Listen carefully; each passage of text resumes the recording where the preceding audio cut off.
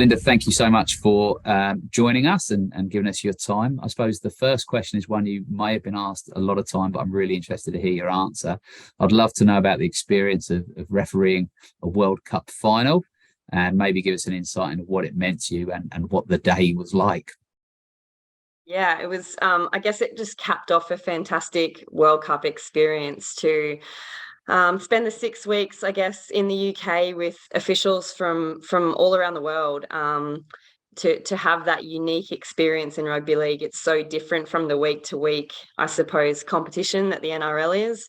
So first and foremost, that experience was amazing. And then obviously to cap it off with doing the women's final at Old Trafford. I mean, what a special place to referee. So it was certainly one of the best, I think, moments in my refereeing career. And it was such a thrill to be out there on the hallowed turf, I suppose, and to have that amazing atmosphere and be involved in a game at that level on that stage. I think was definitely really special. Thank you, Belinda. I'd like to sort of now, I suppose, look past the World Cup final, and I'd love to know what you feel from your perspective has been the impact on women's rugby league, and what areas do you think remain a priority for development? Well, I think the World Cup obviously showed for the first time the women were involved in a combined World Cup, which I think in itself was really special. But since then, I guess, it's been so exciting to see that now they're talking about the Women's World Cup being a standalone event. And I think that just shows the progress that has been made with women's rugby league in particular, and how successful last year's World Cup was and what it meant to, I guess, both the players, but also to rugby league internationally. We saw obviously Australia won the World Cup, but there was a great challenge from New Zealand.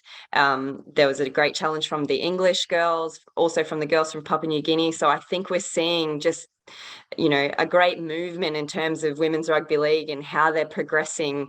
And part of that is, I guess, to do with the domestic competitions as well. We see the NRLW has expanded in 2023 and will continue to expand. And the Women's Super League, obviously, in the UK is certainly improving all the time as well. So I think it just seems like we're part of this great women's movement right across the world where, I mean, you see it in football, you see it in cricket, in so many other sports where the women's game is just constantly growing and improving and gaining more and more viewers and more support all the time. So it's definitely an exciting time for women's rugby league and definitely in the international space as well. And I'm excited to see on the back of last year's World Cup, where we get to with the next one, and hopefully that standalone event I think is going to be fantastic. And if the Women's Football World Cup is anything to go by, then I think it's going to be a really exciting time for rugby league as well. Linda, great, thank you. And that's all the positive things. I wonder whether there are some things that you think still are areas that need to be focused on and need to improve.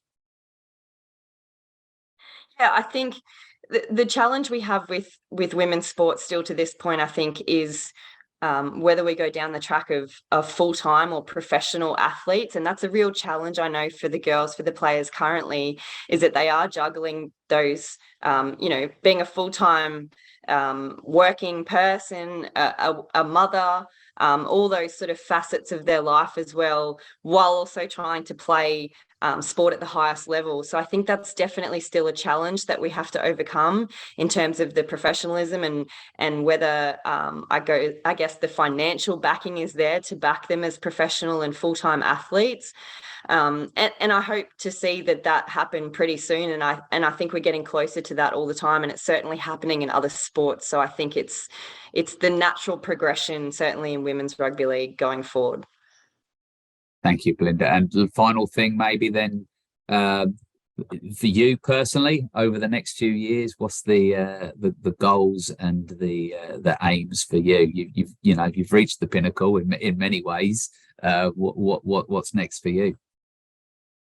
I think there's always new challenges ahead, and I guess new goals to tick off, and things that you, I suppose, want to achieve within your sport. So for me, it's just continuing to work hard. I mean, the next World Cup's a few years away, so there's certainly plenty of things for me to work towards in the meantime. But I guess the NRL competitions is definitely the goal of mine at the moment, is to make sure that I'm competitive in that space. You know, we have a group of officials that are the best officials in the country, so it's obviously a very competitive area of our sport. And yeah, I'm always just working hard to try and make sure that I can create those opportunities for myself to be on those big stages and performing in those big games, like we all, I suppose, want to.